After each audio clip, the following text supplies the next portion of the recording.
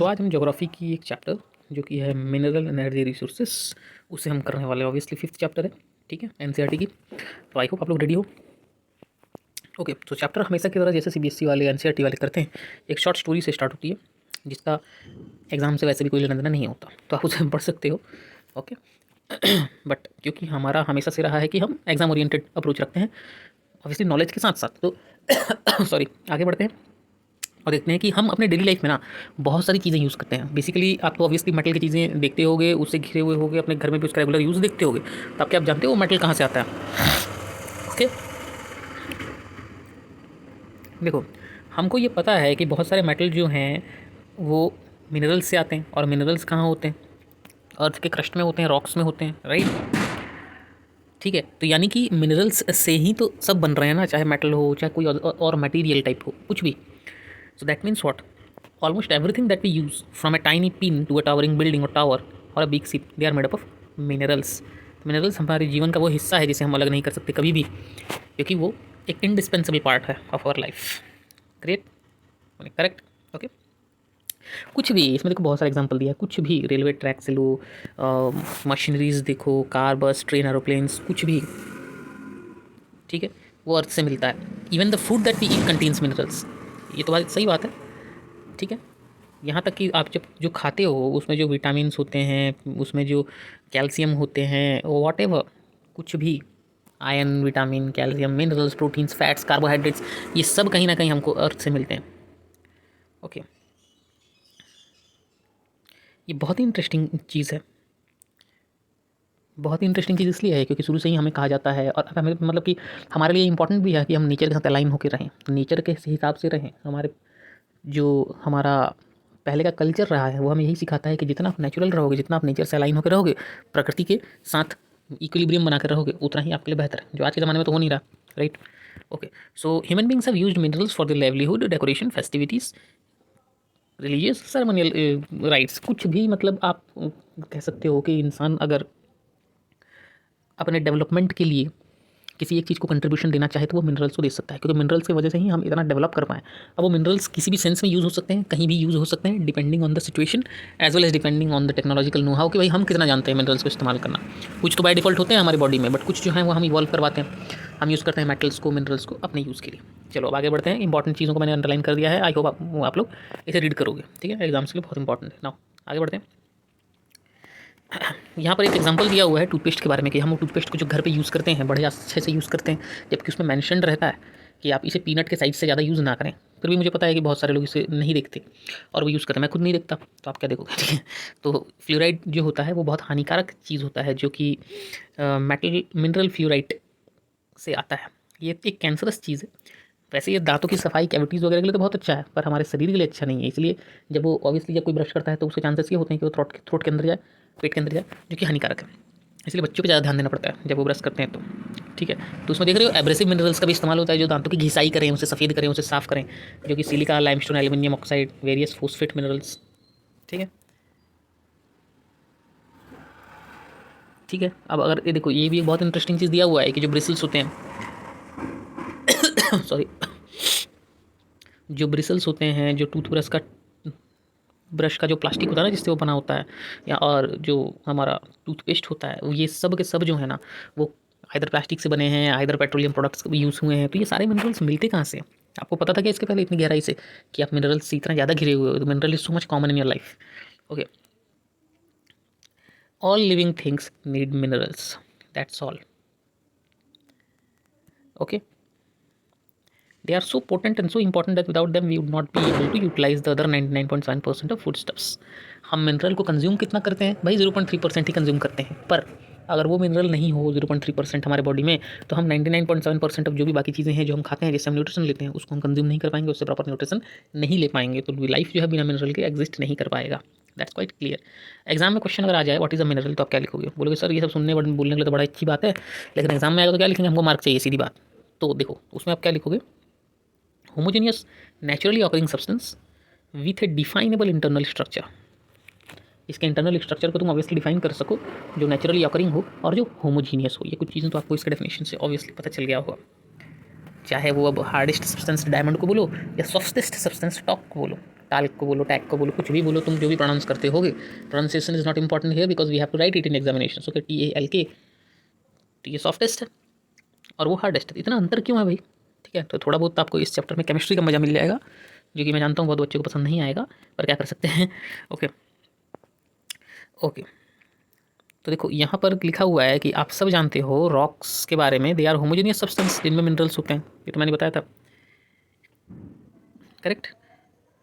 तो वैसे तो 2000 से ज़्यादा मिनरल्स आइडेंटिफाई किए जा चुके हैं, पर बहुत ही कम मात्रा के या बहुत ही कम नंबर के जो मिनरल्स होते हैं वो रॉक्स में होते हैं, ज़्यादातर रॉक्स में होते हैं। ठीक है, सब तो इक्वल अमाउंट में नहीं होते ना, जो एबंडेंट होते हैं मिनरल्स उनका नंबर कम है, करेक्ट।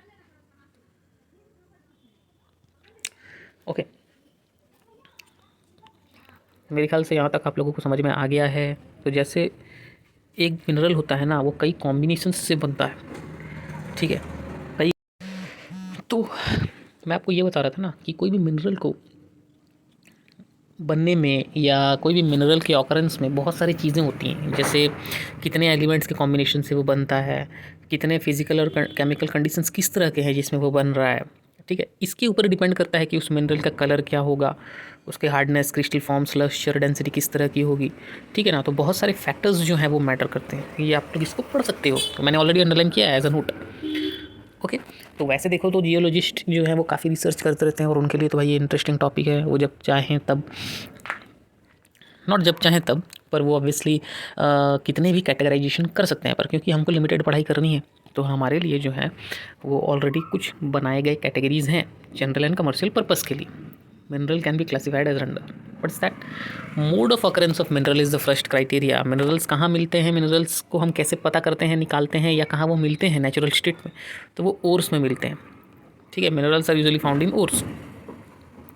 जब मिनरल किसी और मेटल्स के साथ मिक्सअप होकर रहता है अपने इम्प्योर फॉर्म में, तो उसे ओर कहते हैं। ठीक है, अब उसको क्या करेंगे, एक्सट्रैक्ट करेंगे ना, उसको एक्सट्रैक्ट करेंगे। ठीक है, मिनरल जो है किस तरह फॉर्म हुआ है, उसकी स्ट्रक्चर क्या है, इन सब चीज़ों पे डिपेंड करता है कि भाई कितनी आसानी से हम उसे एक्सट्रैक्ट कर सकते हैं, कर भी सकते हैं या नहीं कर सकते हैं, किस तरह फॉर्म हुआ है, क्या स्ट्रक्चर है, बहुत सारी चीज़ें मैटर करती हैं एक्सट्रैक्शन के लिए भी। क्या वो हमारे लिए फाइनेंशियली फिजिबल है, क्या हमारे सरकार के पास इतना पैसा है कि हम इस मिनरल को लगातार हार्नेस कर सकें, एक्सट्रैक्ट कर सकें, नहीं। क्या मिनरल इतना ज़रूरी है, हाँ या नहीं। बहुत सारे फैक्टर्स हैं जो मैटर करते हैं इसमें। ठीक है, तो मिनरल्स जनरली किन फॉर्म्स में ऑकर होते हैं वो हम देख लेते हैं। First one is minerals generally occur in igneous and metamorphic rocks. ठीक है, मिनरल्स मिलते कहाँ हैं, उनके क्रैक्स में, यानी इग्नियस एंड मेटामॉर्फिक रॉक्स के क्रैक्स में, क्रेविसेस में, फॉल्ट्स में, जॉइंट्स में। ठीक है, तो जगह अगर थोड़ी थोड़ी जगहों पे मिलेंगे तो उन्हें वेन्स कहा जाएगा, और जो लार्जर में मिलेंगे तो उन्हें लूट्स कहा जाएगा। ये आपको ध्यान रखना, ये एग्जाम में आता है। ओके, तो मेजर मेटालिक मिनरल जो हैं जैसे टीन हो गया, कॉपर, जिंक, लेड, ये वेंस और लूड्स से ही मिलते हैं। तो आप लोगों को कंसेप्ट पता करने के बाद कुछ एग्जांपल्स भी बता दिया गया है। एग्जाम में देखो कंसेप्ट तो इंपॉर्टेंट है ही, एग्जाम्पल भी बहुत इंपॉर्टेंट है, तो उसे ध्यान से याद रखना। ठीक है, इसके बाद आ जाते हैं मिनरल्स वेन्स और लूड्स में तो मिलते ही हैं, सेडिमेंट्री रॉक्स में भी मिलते हैं। ठीक है, इन फॉर्म ऑफ बेड्स एंड और लेयर्स। ठीक है, चलो। Coal and some other forms of iron ore have been concentrated as a result of long periods under great heat and pressure. तो अगर उनको हीट मिला है, उनको प्रेशर मिला है, तो वो बेड की तरह या लेयर्स की तरह फॉर्म करेंगे। ठीक है,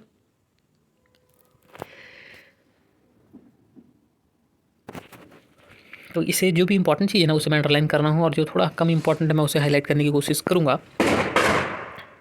सेडिमेंट्री मिनरल्स में और क्या क्या आ जाएंगे, जैसे ये रहा gypsum, potash salt, sodium salt, correct. Now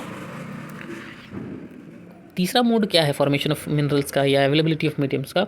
decomposition of surface rocks and removal of soluble constituents living a residual mass of weathered material containing ores.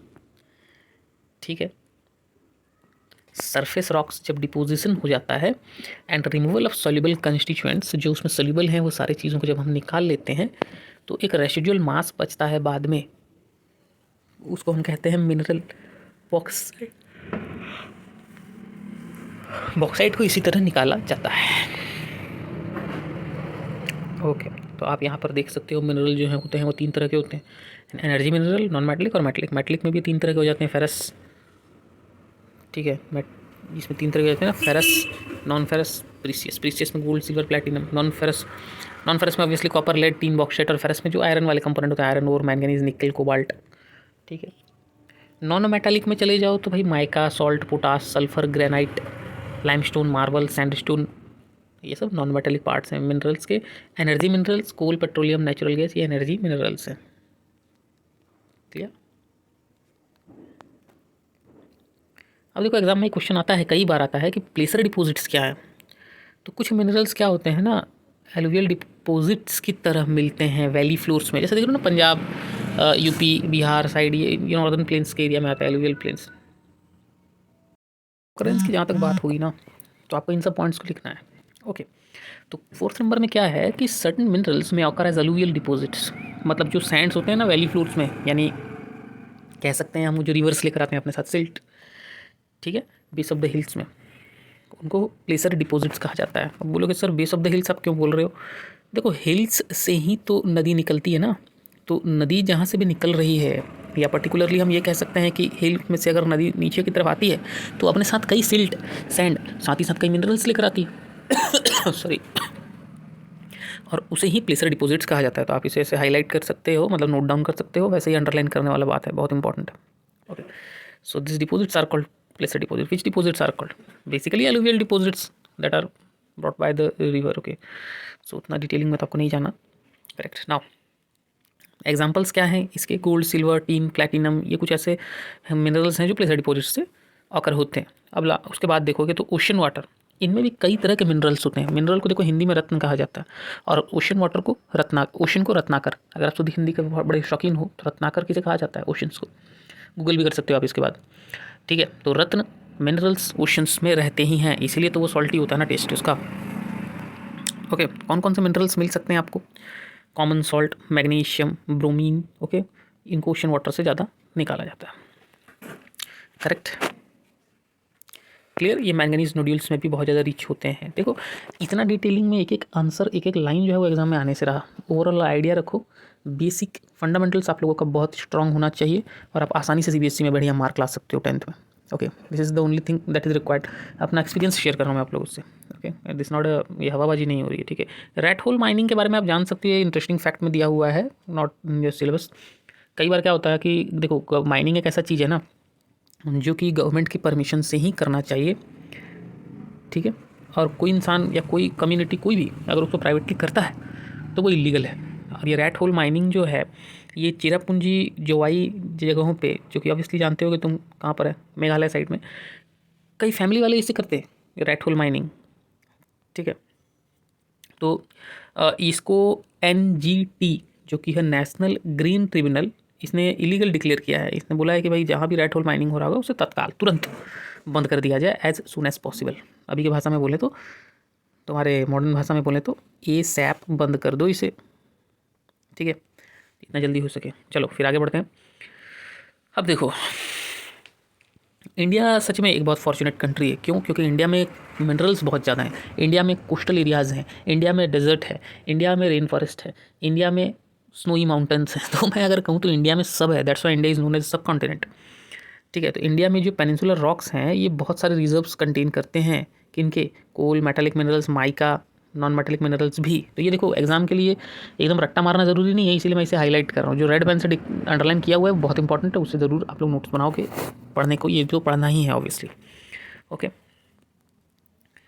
ठीक है। तो जो भी स्टेट्स इनके पेनिनसुलर प्लेट्यू रीजन में हम कह सकते हैं कि या पेनिनसुलर रीजन में आते हैं, वो सब स्टेट्स में भी हैं मिनरल्स ऑब्वियसली,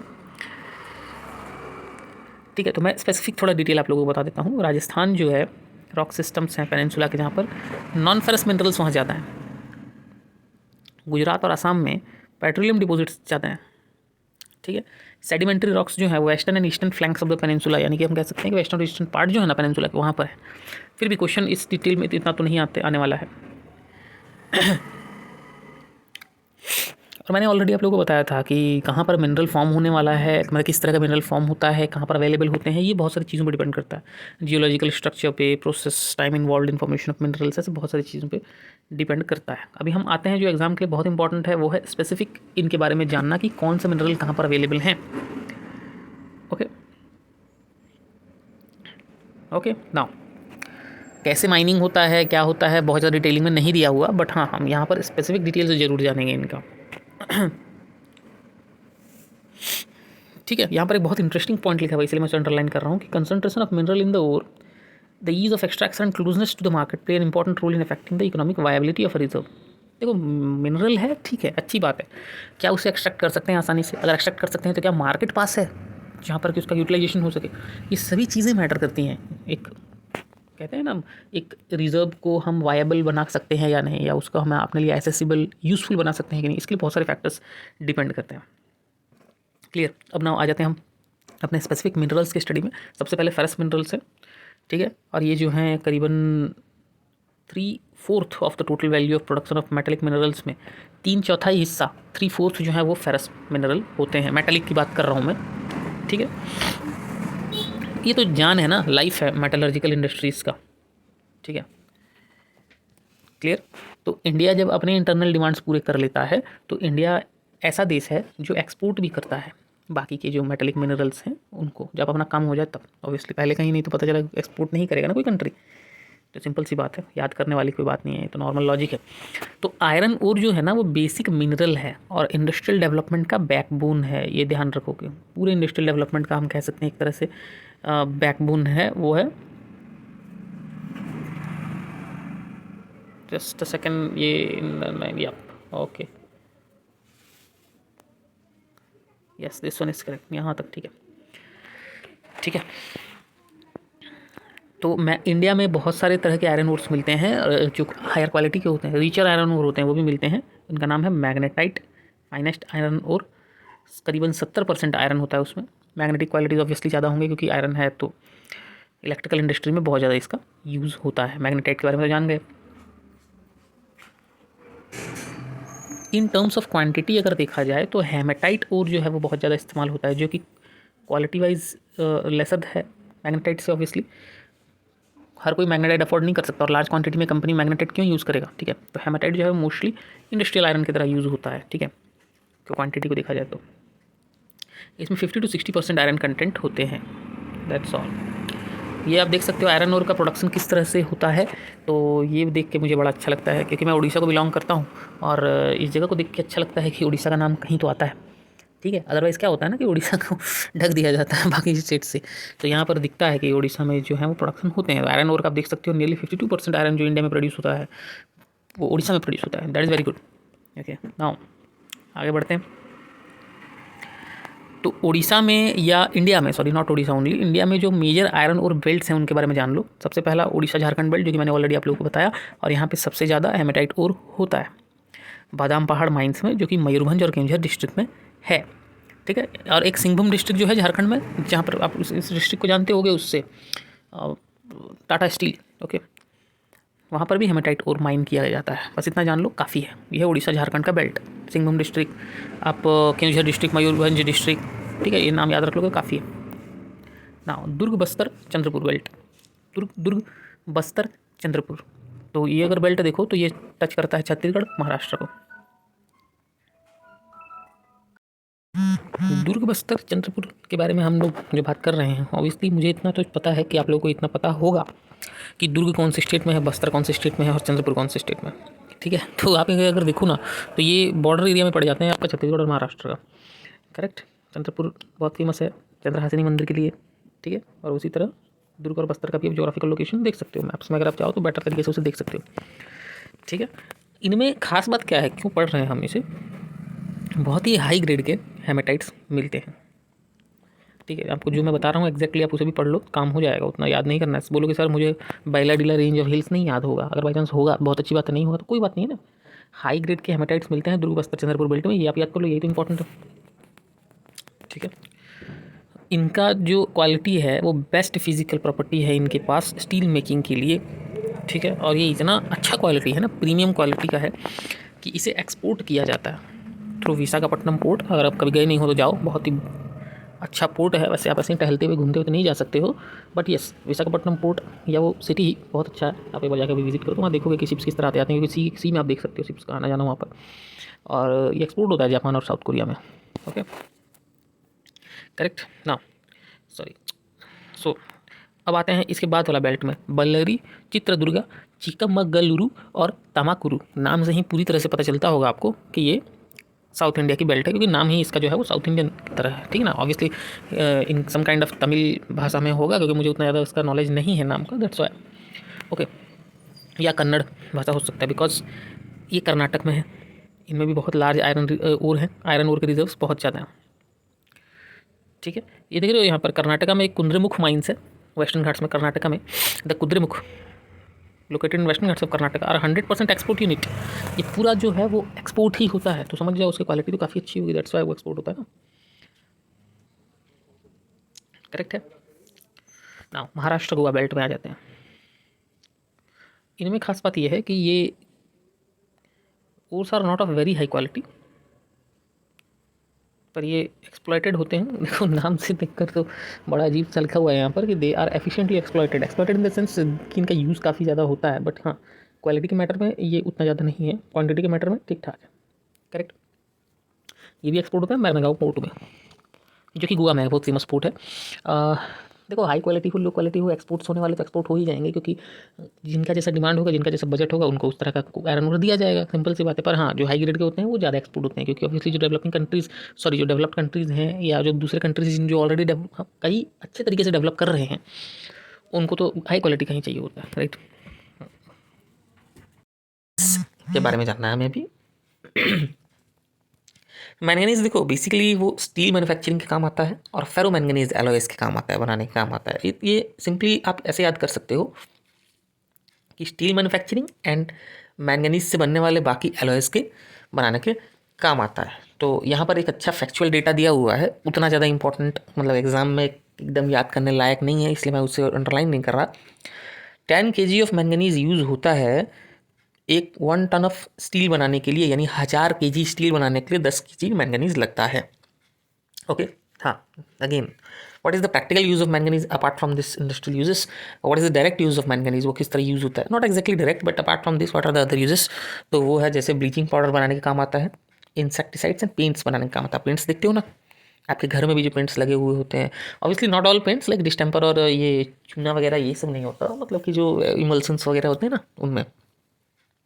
तो आप यहाँ पर देख सकते हो प्रोडक्शन ऑफ मैंगनीज, और ये डेटा जो है वो काफ़ी पुराना है, करीबन 7-8 साल पुराना है, तो इसलिए वो डेटा में माइनर चेंजेस हो सकते हैं। इसमें भी देख रहे हो तो सबसे मैक्सिमम जो प्रोडक्शन है वो मध्य प्रदेश, उड़ीसा, महाराष्ट्र इन जैसे स्टेट्स में है, ठीक है। आंध्र प्रदेश, कर्नाटका इनसे कम। तो आप देख सकते हो ये पाई चार्ट में पूरा क्लियरली आपको आइडिया हो जाएगा।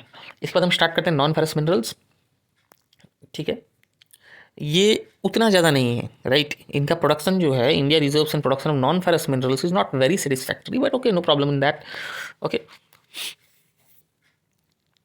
तो नॉन फेरस में क्या क्या आ जाते हैं, सबसे पहले तो copper, bauxite, lead, zinc, gold, ठीक है। जो चीज़ आयरन से अलग है, ठीक है, जिनकी प्रॉपर्टी, जिनका कह सकते हैं हम कि जिनका इंटरनल स्ट्रक्चर ऑब्वियसली उनमें फेरिक मटेरियल या फेरस मटेरियल्स नहीं है, राइट, वो नॉन फेरस में आते हैं। और ये बहुत इंपॉर्टेंट है metallurgical engineering and electrical industries के लिए, यस। पर इंडिया उतना ज़्यादा लीडिंग प्रोड्यूसर इन सब का नहीं है, बट मैनेजेबल है सारी चीज़ें, ओके। यहाँ आप देख सकते हो जो ये बहुत ही इंपॉर्टेंट है मैप, क्योंकि मैप वर्क अगर एग्जाम में आता है तो ये क्वेश्चंस आने के चांसेस तो ऑब्वियसली यहीं से आएगा, इस चैप्टर से ज़्यादातर, ठीक है। तो यहाँ आप देख सकते हो कहाँ पर आयरन ओर माइंस हैं, कहाँ आयरन ओर फील्ड्स हैं, ठीक है।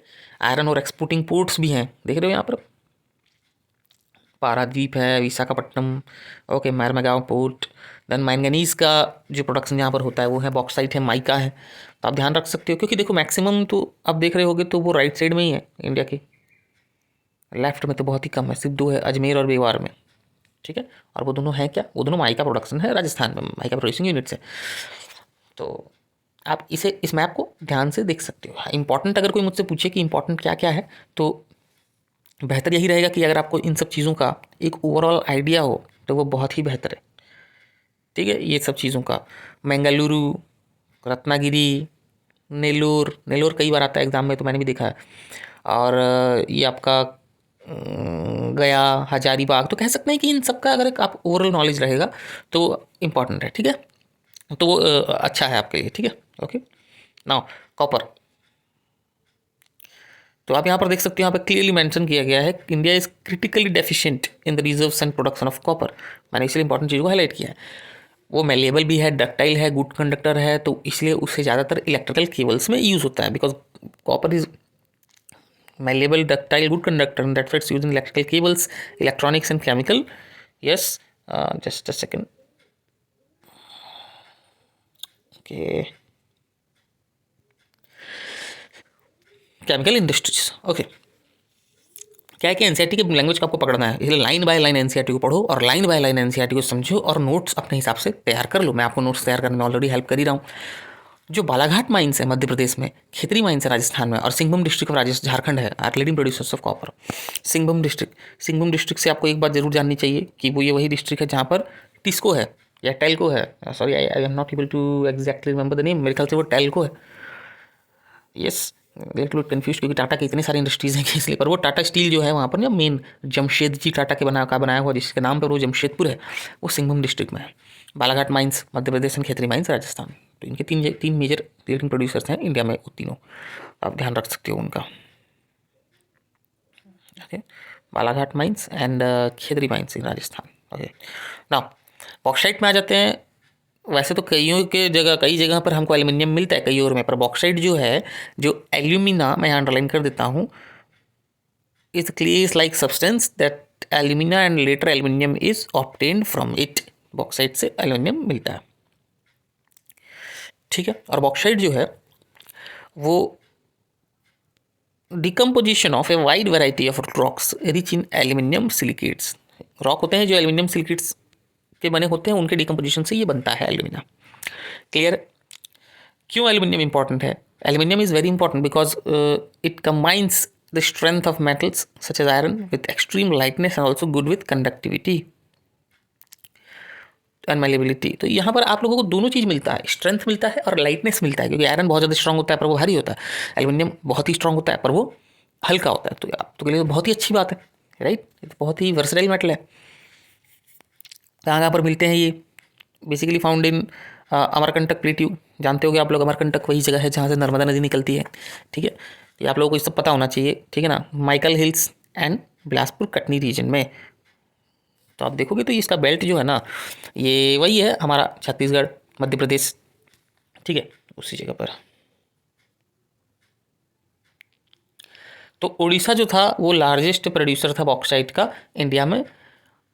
पंचपटमाली deposits in Koraput district are the most important bauxite deposits in district. तो आप इस तरह से नाम याद रख सकते हो, बहुत ही सिंपल नाम है और बहुत ही ईजी डेटा है रिमेंबर करने को। Odisha was the largest bauxite producing state in India in 2016 2017। तो I think I already told you कि बात पुरानी है तो ये चेंज हो सकता है। तो ओडिशा वॉज लिखा हुआ है और उनको नया वाला लिखना चाहिए था, पर मेरे ख्याल से नया जो है अभी बॉक्साइट प्रोडक्शन में ये छत्तीसगढ़ है शायद, I am not so sure and it's not so important for exam also, no problem in that.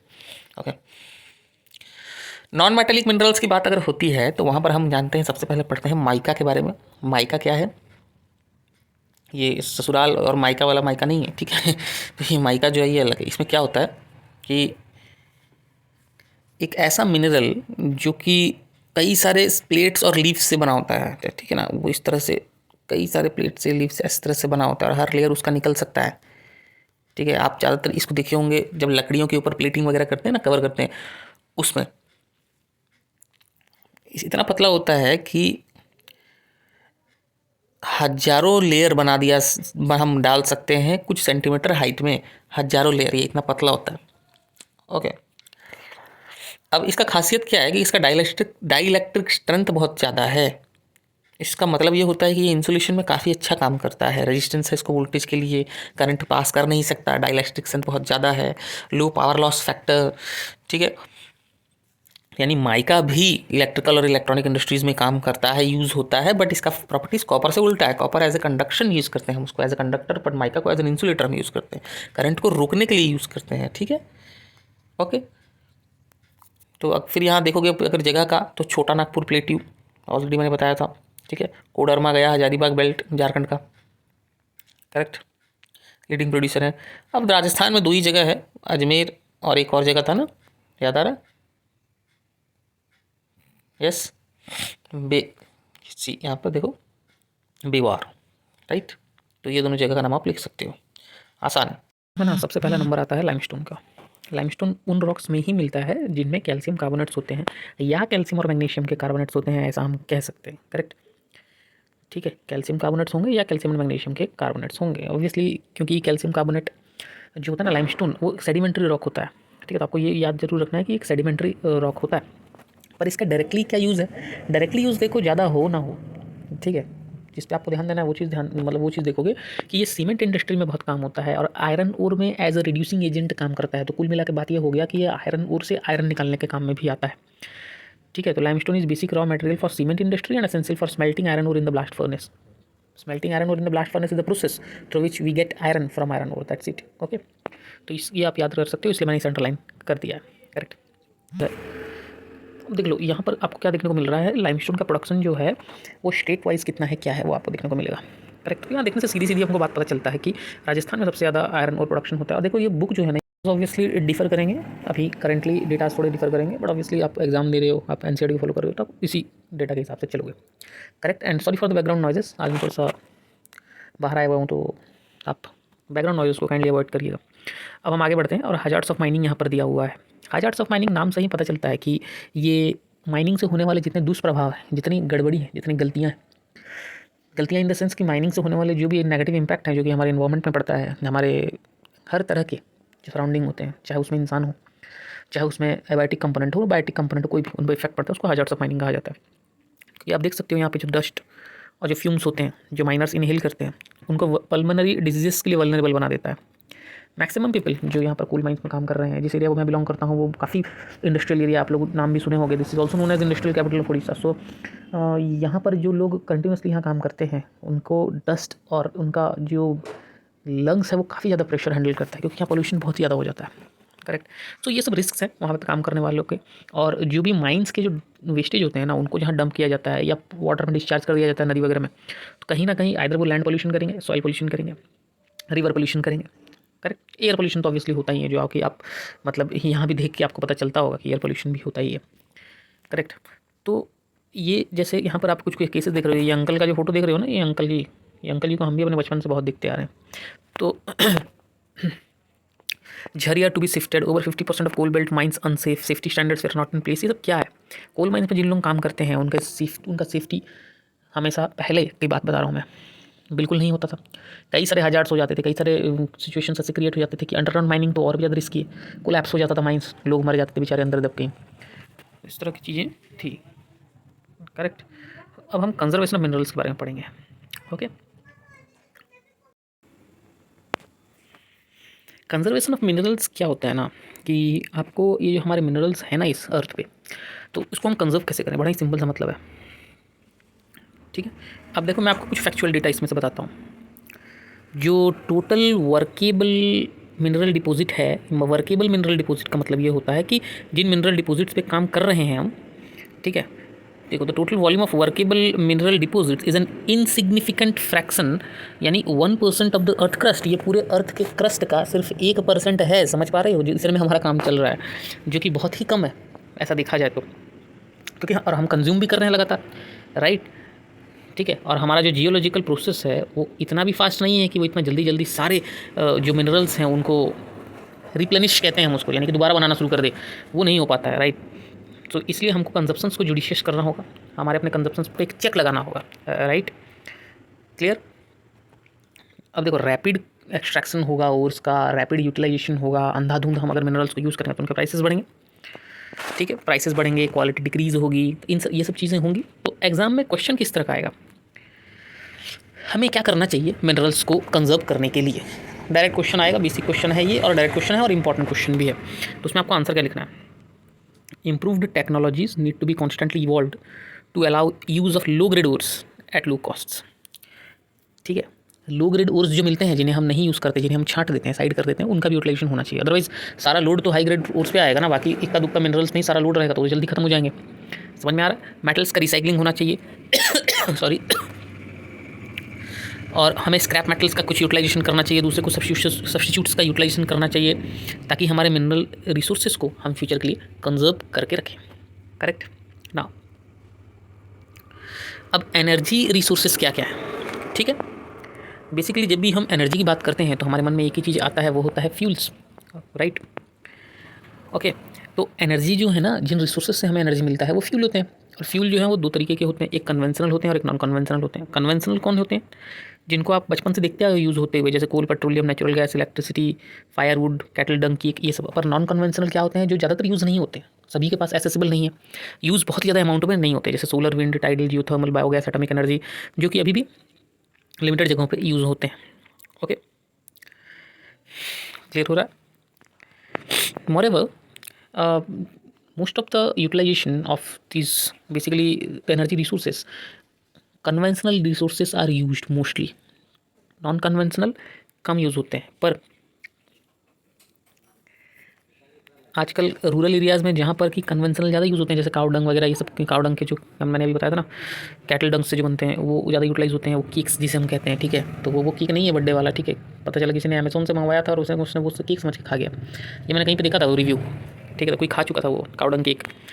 तो why? Because this use of cow dung cakes are discourage because of the fumes that they are producing. Smoke बहुत ज़्यादा निकलता है, right, इन सब वजहों से।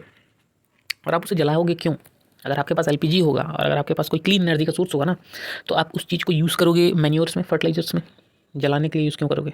ठीक है, that's why it's written here, everything is written here. It's very important to read each and every line of NCERT अगर आप 10th में अच्छा स्कोर करना चाहते हो तो। और नहीं करना चाहते तो बात अलग है, ठीक है। उसके बाद बच्चे क्या होता है ना, बहाना बनाते हैं कि सर हम कहाँ पढ़ पाएंगे, टाइम नहीं होता, ये नहीं होता, ये नहीं होता। अरे भाई, कोई अगर पेट्रोल नहीं भराएगा कार में, बोलेगा टाइम नहीं है, और बोलेगा मैं कार चलाऊँगा हमेशा, तो कैसे होगा? You have to stop to fill the petrol, okay, क्योंकि उसके अलावा और कोई ऑप्शन नहीं है। So you have to read it. या फिर 10th में अच्छे मार्क्स लाने का सपना जो है वो छोड़ दो। और जितने लोग बोलते हैं कि एनसीईआरटी को छोड़ो, बाकी पब्लिकेशंस पढ़ो 10th में, वो टीचर्स बच्चों का भला नहीं चाहते। 10th में मैं सीबीएसई की बात कर रहा हूँ स्ट्रिक्टली, तो बच्चों के लिए जो एनसीईआरटी होता है that is the best book. आप उससे बेहतर और बुक आपको कुछ नहीं मिलेगा, ठीक है ना। तो कन्वेंशनल सोर्सेज में हम आ जाते हैं। कन्वेंशनल सोर्सेज में कोल जो है वो ऑब्वियसली बहुत ही अबंडेंटली यूज़ होता है, ओके।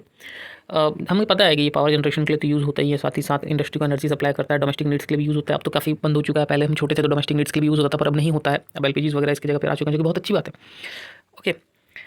तो कोल जो होता है ना, उसको मिलियंस ऑफ ईयर्स लगते हैं बनने के लिए, क्योंकि वो प्लांट मटेरियल से बनता है। और प्लांट मटेरियल डेप्थ में जाकर, धरती के नीचे, अर्थ के क्रस्ट के नीचे वो कितने डेप्थ में है, कितना प्रेशर हैंडल कर रहा है, उसके ऊपर डिपेंड करता है कि वो कोल कितनी जल्दी बनता है। बनने के बाद भी कोल का कौन सा टाइप वो बनता है वो भी डिपेंड करता है, ठीक है। तो variety of forms are there of coal depending upon the degree of compression and depth, okay. यहाँ पे कुछ टाइप्स दिए गए हैं, जो बहुत इंपॉर्टेंट है, okay. So decaying plants in swamps, ठीक है। जो प्लांट्स जो हैं वो स्वैम्प्स समझते हो, एक तरह का दलदली इलाका होता है। तो वो जब डीके होते हैं तो वो पीट प्रोड्यूस करते हैं, जो कि लोएस्ट क्वालिटी का कोल होता है, सबसे लो कार्बन कंटेंट उसमें होता है। उसके बाद लिग्नाइट होता है, जो पीट से थोड़ा बेहतर होता है, लो ग्रेड होता है वो भी, पर पीट से थोड़ा बेहतर होता है, ठीक है। इसमें मॉइस्चर कंटेंट ज़्यादा होता है और कंपेरेटिवली थोड़ा सॉफ्ट होता है, बेहतर यूज़ करने लायक। और जो कोल उससे भी ज़्यादा डीप में बिरीड होते हैं, ज़्यादा नीचे की तरफ, ठीक है ना, ज़्यादा गहराई में बिरीड होते हैं और ज़्यादा टेम्परेचर में एक्सपोज्ड होते हैं, उनको बिटुमिनस कोल कहा जाता है, जो कि सबसे ज़्यादा यूज़ होने वाला कोल है हमारे देश में। ज़्यादातर माइंस में बिटुमिनस कोल का ही प्रोडक्शन तो हम नहीं कह सकते, ये माइनिंग होता है, ठीक है, ओके। एंथ्रासाइट जो होता है ना, वो सबसे बेस्ट क्वालिटी का हार्ड कोल होता है, ठीक है। ये सबसे बेस्ट क्वालिटी का कोल अवेलेबल होता है, एंथ्रासाइट। नाउ तो मैं आपको वही चीज़ बता रहा हूँ जो एग्जामिनेशंस के लिए इंपॉर्टेंट है। बाकी चीज़ें अगर आप बोलोगे, मन में सोचते हो, ये सर आप स्किप कर दे रहे हो, वो आपको रीड करना है। बट क्या है कि हमारा अप्रोच एग्जामिनेशन का होना चाहिए, तो मैं वो चीज़ हाईलाइट कर रहा हूँ जो एग्जामिनेशन में आते हैं। क्लियर? यस। तो मेटलर्जिकल कोल जो है वो, जो मैंने अभी बिटुमिनस बताया ना, वो आयरन स्मेल्टिंग में काम आता है, ब्लास्ट फर्नेस में। एक और चीज़ था जो इसके पहले मैंने बताया था कि वो आयरन स्मेल्टिंग में काम आता है, वो आप लोगों का काम है उसे याद रखना, ठीक है। ये सारी चीज़ें बहुत इंपॉर्टेंट, कन्फ्यूजन हो रहा हो तो वीडियो को बैक करके एक बार देख लीजिएगा, दोबारा देख लीजिएगा, बट बहुत इंपॉर्टेंट है। अब कोल कहाँ कहाँ पर, किन किन, जो कहते हैं ना एग्जैक्ट एरियाज़ कौन कौन से हैं, या ब्रॉडर हम अगर जानना चाहें कि बेल्ट्स कौन कौन से हैं जहाँ पे कोल अवेलेबल होते हैं, तो वो आप रीड कर सकते हो। मैं इस डायरेक्ट पॉइंट वाली चीज़ में बता रहा हूँ। So the major resources of Gondwana coal जो है वो एक बेल्ट है, ठीक है। जैसे मैं यहाँ बता देता हूँ, in India coal occurs in rock series of 2 main geological ages. पहला तो है Gondwana 200 million years in age, और एक है टर्शियरी डिपॉजिट्स जो नए हैं 55 मिलियन ईयर्स। और नए का मतलब ये नहीं कि कल परसों के, 550 लाख साल पहले के हैं वो, समझ सकते होगे तुम। ठीक है, टर्शियरी डिपॉजिट्स उन्हें कहते हैं। और गोंडवाना जो है वो किस एरिया में होंगे, दामोदर वैली। दामोदर वैली नाम पता है आप लोगों को, West Bengal. Okay, Damodar river is known as sorrow of Bengal. ये सब चीज़ें आप लोगों को याद होनी चाहिए, ठीक है ना। अपने कंट्री के बारे में जितना जानकारी हासिल कर सको करो। मैथ साइंस आपको कॉम्पिटेटिव एग्जाम्स में आगे जाके आपको जो है वो बाहर हेल्प उतना नहीं करेगा जितना आपको बेसिक नॉलेज, सोशल स्टडीज़ की नॉलेज, जनरल नॉलेज हेल्प करने वाली है। क्लियर। तो देखो यहाँ distribution of coal and natural gas as well as oil के बारे में दिया गया है, तो आप यहाँ देख सकते हो। मैंने ऑलरेडी आप लोगों को बताया था। पर्टिकुलर एरिया ये देख रहे हो, इसमें कई सारे स्टेट्स आ जाते हैं, जैसे ये उड़ीसा, ठीक है, झारखंड, छत्तीसगढ़, ठीक है, मध्य प्रदेश, बिहार। इस तरफ चले जाओ तो यहाँ पर तो कई सारे स्टेट्स हैं, नॉर्थ ईस्टर्न स्टेट्स। तो ये जब आप देखोगे तो आपको पता लग जाएगा कि कोल के बेल्ट्स कौन कौन से हैं। ये बेसिकली मैं कोल फील्ड्स का बात बता रहा था। यहाँ पर देखो कोल माइंस कहाँ पर है, तालचर, झरिया, बोकारो, कोरबा, रानीगंज। ये तो मैंने कई बार सुना है, आप लोगों ने भी सुना होगा। और ऑयल फील्ड्स कहाँ पर है, तो देखो ऑयल फील्ड्स आपको यहाँ देखने को उतने नहीं मिलेंगे, ऑयल फील्ड्स आपको यहाँ देखने को मिल रहे हैं, करेक्ट। तो वो आप याद रख सकते हो, ठीक है, शाहजहाँपुर और या विजयपुर, झबुआ, अंकलेश्वर, हजीरा, ठीक है। तो ये प्रॉपर एक पाइपलाइन का चैनल गया हुआ है यहाँ से, वो भी इंपॉर्टेंट है, बहुत ही इंपॉर्टेंट है। HVJ नेचुरल गैस पाइपलाइन जिसे हम कहते हैं, हजीरा, विजयपुर और झरिया, शायद sorry Jagdishpur, sorry Hazira, Vijaypur and Jagdishpur, इसलिए इसे HVJ कहा जाता है, करेक्ट। HVJ, हजीरा, विजयपुर, जगदीशपुर। चलो सही है। बाकी आप देख सकते हो यहाँ पर कोल फील्ड्स, तो मैंने बताया कोल माइंस भी है, ऑयल फील्ड्स भी क्लियरली विजिबल है, जो रेड डॉट्स दिख रहे हैं आपको। ठीक है, तो आगे बढ़ते हैं। और टर्शरी कोल्स कहाँ अवेलेबल होते हैं, नॉर्थ ईस्टर्न स्टेट्स में। जो नियर डिपोजिट्स हैं कोल्स के वो नॉर्थ ईस्टर्न स्टेट्स में, मेघालय, आसाम, अरुणाचल प्रदेश, नागालैंड, इस तरह के स्टेट्स में। क्लियर, करेक्ट ना। अब देखो जो हैवी इंडस्ट्रीज़ होते हैं उन्हें कोल फील्ड्स के पास आकर बसना पड़ता है। कोल को हर जगह ले जाना पॉसिबल नहीं हो पाता, because coal is a bulky material, correct. So heavy industries are located on or near the coal fields. इसका ये मतलब नहीं है कि कोल्स जो है वो ट्रांसपोर्टेशन में नहीं जाते। आप ट्रेन में देखो कोल जाते हैं, ट्रक्स में देखो कोल जाते हैं, but it's more feasible to make plants और setup plants near to the coal fields. It will cut your cost, right. उतना दूर ले जाने का क्या मतलब बनेगा, करेक्ट है। तो पेट्रोलियम में आ जाते हैं। पेट्रोलियम क्या होता है, हाँ, तो पेट्रोलियम का मुझे पता है, कई लोगों को अब तक नहीं पता होगा आप लोगों में से, कि पेट्रोलियम को ही मिनरल ऑयल कहा जाता है, ठीक है। और पेट्रोलियम बहुत ही कॉमन चीज़ है जो हीट के लिए, लाइट के लिए हम यूज़ करते हैं, लुब्रिकेंट के लिए, मशीनरीज, रॉ मटेरियल्स, बहुत सारी चीज़ों के लिए पेट्रोलियम यूज़ होता है। पहले तो और भी होता था, अब तो उसका यूज़ जो है वो लिमिटेड हो चुका है इन व्हीकल्स ओनली। अदरवाइज पेट्रोल को लोग तो हम घर में जलाने के लिए भी यूज़ करते थे, करेक्ट, किरोसिन्स टाइप, ठीक है। किरोसिन्स तो खैर दूसरा चीज़ हो गया, बट फिर भी ठीक है। तो अब देखो पेट्रोलियम रिफाइनरीज कई जगह पर हैं, जो नॉडल इंडस्ट्री है for synthetic textiles, fertilisers and numerous chemical industry. Nodal industries in the sense basic industry है, इनसे कई सारे फर्टिलाइजर इंडस्ट्रीज चलते हैं, कई सारे सिंथेटिक टेक्सटाइल्स वाले केमिकल इंडस्ट्रीज जो है वो इनसे चलते हैं, क्योंकि उनको अपना कह सकते हैं हम कि रॉ मटेरियल प्रोवाइड करते हैं। रॉ मटेरियल तो नहीं कह सकते, सॉरी, मतलब कि पेट्रोलियम रिफाइनरीज करने के बाद जो भी प्रोडक्ट पेट्रोल से बनता है उसका अलग अलग जगहों पर अलग अलग यूज़ है, तो वो उनको प्रोवाइड कौन करता है, उनको पेट्रोलियम रिफाइनरीज प्रोवाइड करते हैं। That's why they are known as the nodal industry for this type of industries that I have already mentioned. Okay, कहाँ बनते हैं पेट्रोलियम, फॉल्ट ट्रैप्स, ये नहीं सॉरी, फॉल्ट ट्रैप्स में, एंटीक्लाइंस फॉल्ट ट्रैप्स में, ठीक है, in the rock formations of the tertiary age. Tertiary age का मतलब तो आप जानते ही होगी, 55 मिलियन ईयर्स अगो। तो पेट्रोलियम भी कोई बहुत ज़्यादा नए नहीं है, और बहुत ही ज़्यादा कोल की तरह जो गोंडवाना कोल होते हैं उनका जितना पुराना नहीं है, ठीक है। बस आपको इतना ध्यान रखना है, बहुत ज़्यादा नहीं जाना।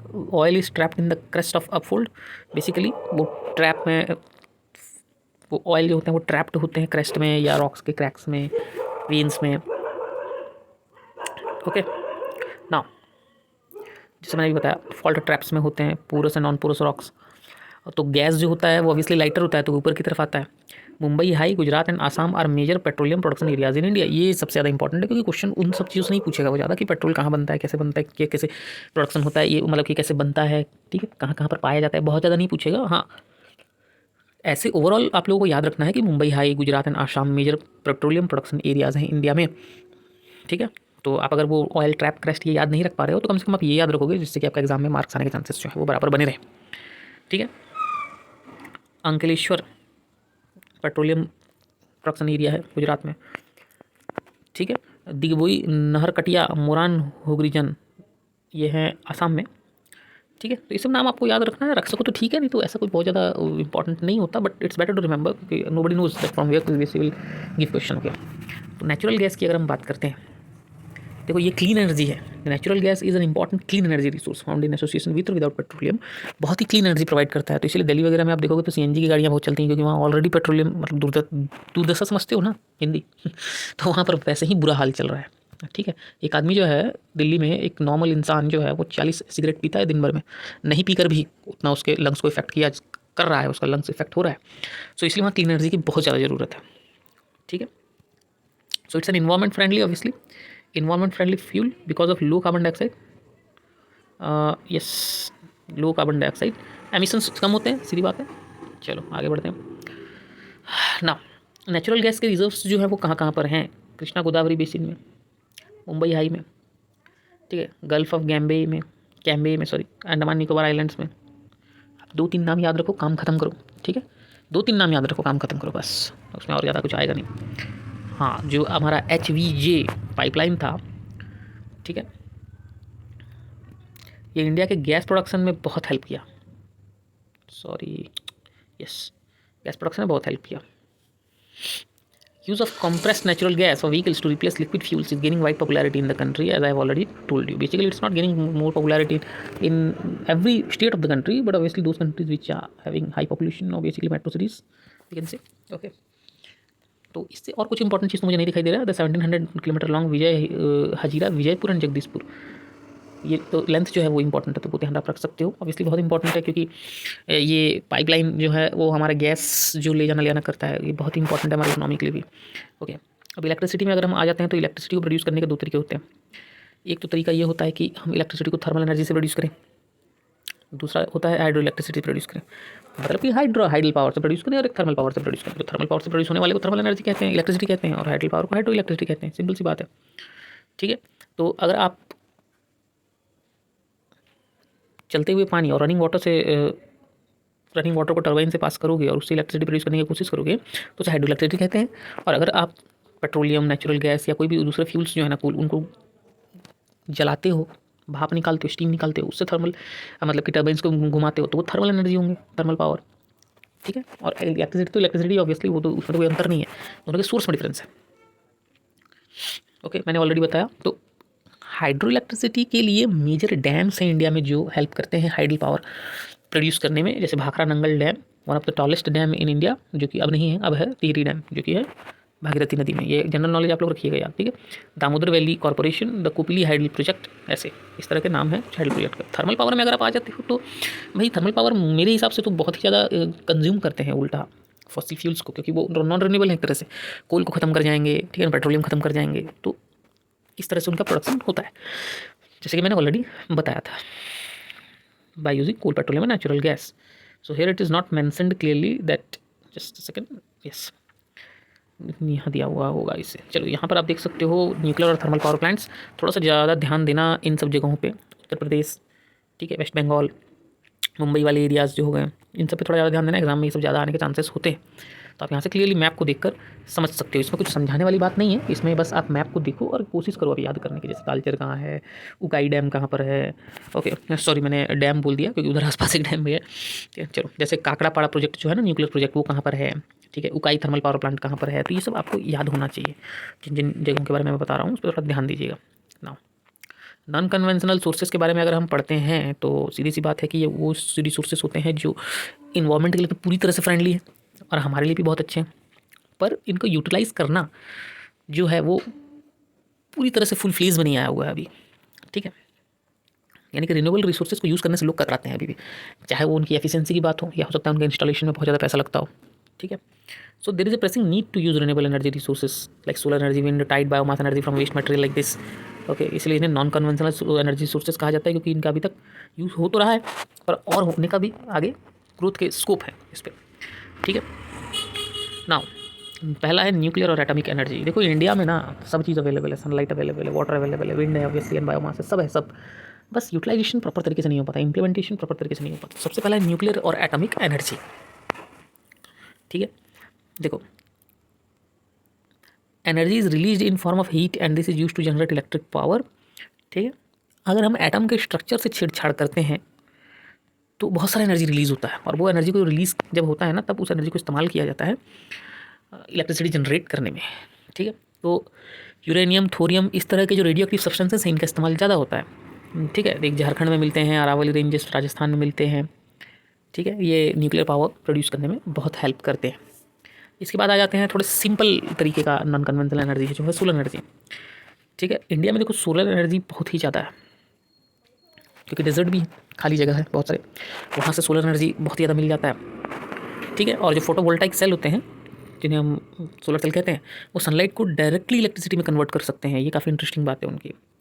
Correct, okay. तो सोलर एनर्जी कितना हेल्प करेगा? कई लोग जो अभी भी लकड़ी पे खाना बनाते हैं, गोबर गैस यूज़ करते हैं, या किसी भी तरीके का डंग केक्स बनाते हैं, गोबर गैस तो फिर भी बेटर है ऑब्वियसली, डंग केक्स बनाते हैं, फायर वुड का इस्तेमाल करते हैं, उनके लिए सोलर एनर्जी तो एक बून की तरह है, बहुत ही अच्छा है, राइट नाउ। ओके, तो ये इसमें कोई और खास चीज़ पढ़ने के लिए है नहीं, तो अब आगे बढ़ सकते हैं, कोई दिक्कत नहीं। विंड पावर की अगर हम बात करते हैं तो इंडिया में विंड पावर भी काफ़ी अच्छे से अवेलेबल है। ठीक है, और लार्जेस्ट विंड फार्म क्लस्टर कहाँ है? तमिलनाडु में, नागरकोइल, मदुराई में। आंध्र प्रदेश, कर्नाटक, गुजरात, केरल, महाराष्ट्र, लक्षद्वीप में भी इंपॉर्टेंट विंड फार्म्स हैं, पर ये ऑब्वियसली हमें इनका यूटिलाइजेशन और बढ़ाना चाहिए, इनको अभी काफ़ी स्कोप है और आगे बढ़ने का। ठीक है, अब चलो बायोगैस की बात करते हैं।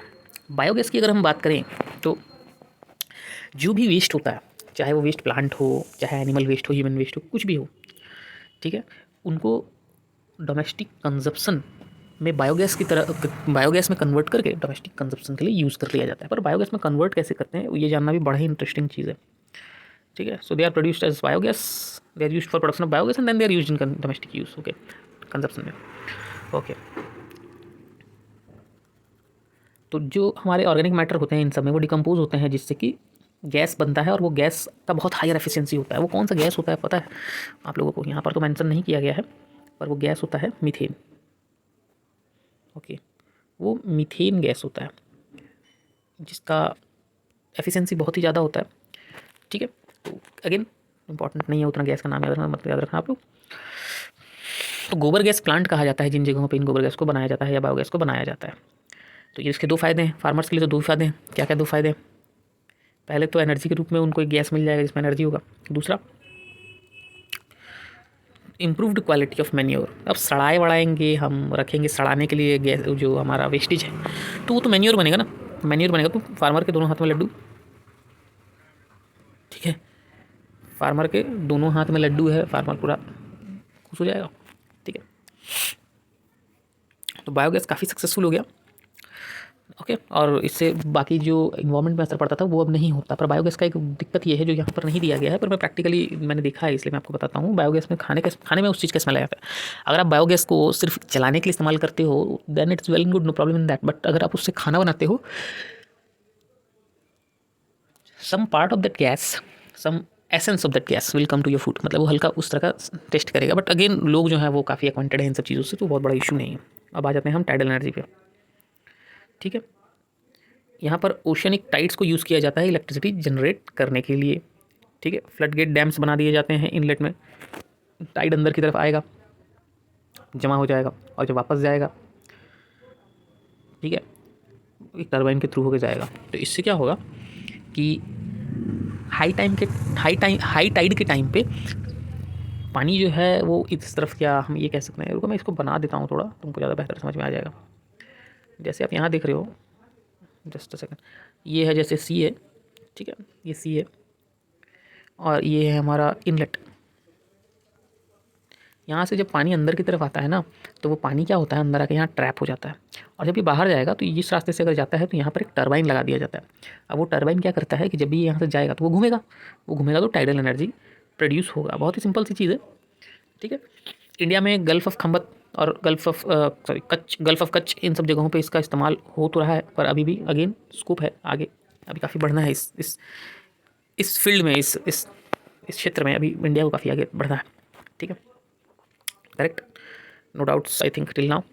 तो हमारे आगे बढ़ते हैं और जियोथर्मल एनर्जी करते हैं, जो कि मेरे ख्याल से इसका लास्ट टॉपिक है। जियोथर्मल का मतलब होता है जो एनर्जी हीट के रूप में ट्रैप्ड है अर्थ सरफेस के अंदर में।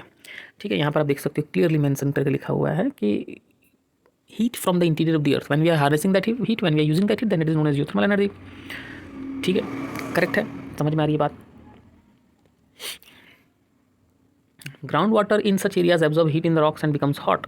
ठीक है, इतने हॉट होते हैं कि जब ये बाहर आते हैं ना तो ये स्टीम बन जाते हैं, और यही स्टीम जो है वो टरबाइन को चलाने के काम आता है, और इसी को तो कहते हैं जियोथर्मल एनर्जी। ठीक है, इंडिया में ऐसे स्ट्रीम्स हजारों हैं। ठीक है, तो एक तो है हम एक्सपेरिमेंट के लिए, एक तो इंडिया में सेटअप है पार्वती वैली मणिकरम में हिमाचल प्रदेश में, और दूसरा पूगा वैली लद्दाख में। ठीक है, नाम आप ऐसे याद कर सकते हो, करेक्ट। अब देखो एनर्जी रिसोर्सेज को कंजर्व क्यों करना चाहिए, ये तो बेसिक सा बात है कि एनर्जी जो है वो बेसिक रिक्वायरमेंट है ना इकोनॉमिक डेवलपमेंट का। अगर कंजर्व नहीं करेंगे तो कोई भी सेक्टर नहीं चल पाएगा, चाहे वो एग्रीकल्चर हो, इंडस्ट्री हो, ट्रांसपोर्ट हो, कमर्शियल हो, डोमेस्टिक हो, या प्राइमरी सेकेंडरी टर्सरी सेक्टर सब पड़े हो ना। ठीक है, ये कोई भी नहीं चल पाएगा, correct. Consumption of energy in all forms has been steadily rising all over the country. तो हमको क्या करना है कि कोई एक सोल्यूशन तो इसका निकालना होगा ना, जिससे कि हमारा एनर्जी जो है वो बचा रहे, करेक्ट। यानी हमारे रिसोर्सेज जो है वो बच रहे हैं, तो इसलिए एनर्जी भी बचा रहेगा। ठीक है, जितना ज़्यादा आप रिन्यूएबल एनर्जी सोर्सेज का इस्तेमाल करोगे उतना ज़्यादा आप अपने देश के फ्यूचर को सिक्योर करते हो और अपने आने वाले जनरेशन्स के साथ जस्टिस करते हो, करेक्ट। तो इन्हें कंजर्व करना बहुत ज़रूरी है। अब हम एनर्जी को कंजर्व करने में क्या अपना योगदान दे सकते हैं, एक कंसर्न सिटीजन के हिसाब से हम पब्लिक ट्रांसपोर्ट का इस्तेमाल कर सकते हैं, इंडिविजुअल व्हीकल्स को छोड़कर, जब तक पॉसिबल हो तब तक। ठीक है, घर से बाहर जाएँ तो कम से कम इलेक्ट्रिसिटी को स्विच ऑफ करके जा सकते हैं। ठीक है, नॉन कन्वेंशनल सोर्सेज को ज़्यादा इस्तेमाल कर सकते हैं, चाहे विंड एनर्जी हो, सोलर एनर्जी हो, वॉट एवर। ओके, क्यों? क्योंकि ये बहुत ही सुंदर, बहुत ही अच्छा टैगलाइन के साथ सेंड किया हुआ है, energy saved is energy produced. आप जितना एनर्जी सेव करते हो आप उतनी एनर्जी को प्रोड्यूस कर रहे हो। ये कितना इंटरेस्टिंग बात है और कितना अच्छा बात है। ओके, तो हमेशा अपने आसपास एनर्जी को कंजर्व करिए, क्योंकि आप एनर्जी को सेव करके एनर्जी को प्रोड्यूस करने में योगदान दे रहे हैं, और इनडायरेक्टली या डायरेक्टली कह सकते हैं आप अपने देश की तरक्की में योगदान दे रहे हैं। Okay, so I hope you like the chapter. You can watch the video once again to understand it in more better way, अगर आप पहली बार नहीं समझ पा रहे होगे तो, correct. So we will soon meet in our next class. Till then be happy, study well.